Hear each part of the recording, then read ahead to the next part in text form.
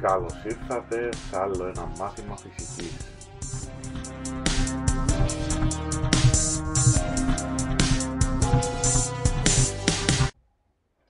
Περιοδικά φαινόμενα ονομάζονται τα φαινόμενα που εξελίσσονται και επαναλαμβάνονται αναλύωτα σε σταθερά χρονικά διαστήματα.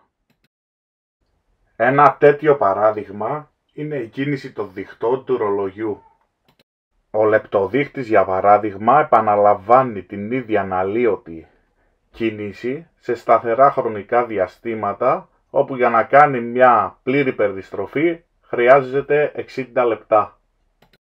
Η κίνηση της Γης γύρω από τον ήλιο είναι μια περιοδική κίνηση με περίοδο περιστροφής 365 ημέρες. Τα περιοδικά φαινόμενα τα χαρακτηρίζουν τρεις φυσικές ποσότητες. Η περίοδος τ, η συχνότητα F και η γωνιακή συχνότητα ω.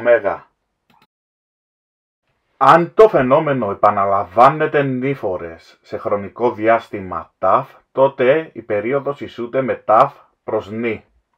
Η φυσική σημασία της περίοδου: ο χρόνος που χρειάζεται για να ολοκληρωθεί το φαινόμενο. Μονάδα μέτρησης τα σεκόντ. Αν το φαινόμενο επαναλαμβάνεται n φορές σε χρονικό διάστημα τ, τότε η συχνότητα ισούται με n προς τ. Μας δείχνει πόσες φορές επαναλαμβάνεται το φαινόμενο στη μονάδα του χρόνου. Μονάδα μέτρησης της συχνότητας, το second στην πλην 1 ή το hertz.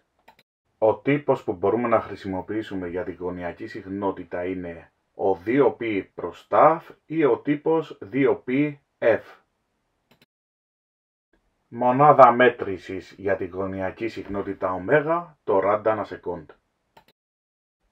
Η περίοδος και η συχνότητα είναι αντίστροφα ποσά, δηλαδή τα αφήσω με 1 δια f ή f ίσο 1 προς τ.